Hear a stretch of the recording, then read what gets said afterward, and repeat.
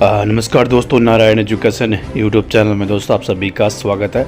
तो सबसे पहले तो दोस्तों आप नारायण एजुकेशन यूट्यूब चैनल के साथ जुड़ सकते हैं, चैनल को सब्सक्राइब कर सकते हैं, शेयर भी कर सकते हैं।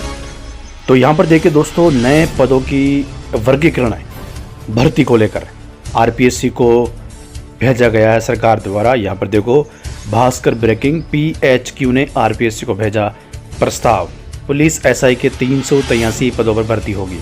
तो इसका मतलब है अभ्यर्थना भेजी गई है नए पदों की वर्गीकरण को लेकर।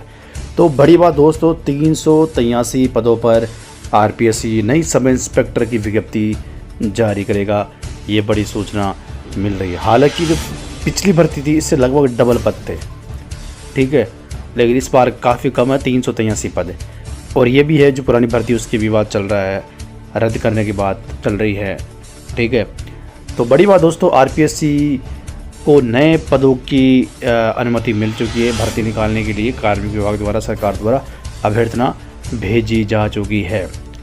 तो आपको बता दो दोस्तों, ये जो है ना, ये 383 पद, ये पहले ही स्वीकृति मिल गई थी, जो सरकार ने इनको भेजा था और इन्होंने भेजा है RPSC को। तो ये चीज़ है।